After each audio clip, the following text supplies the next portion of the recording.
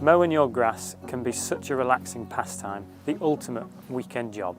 So it's best to get it right so it's a pleasure rather than a chore. First off, you should make sure you have a serviceable, clean machine with sharp blades. We recommend having them sharpened regularly to ensure you're cutting the grass rather than tearing it. Cutting your lawn correctly is probably one of the most important aspects of maintaining a healthy looking lawn. The more frequently you mow it, the better. Little and often is definitely the best policy here. Depending on the time of year, we recommend raising or lowering the machine.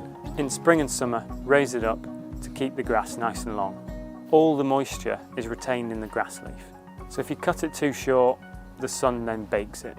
It will go brown and cause dry patches much more quickly.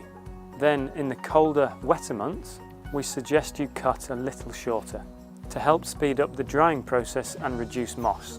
In summer, cut it somewhere between 25 and 50 millimeters, and in the cooler months, cut it somewhere between 25 and 30 millimeters, never cutting off more than a third.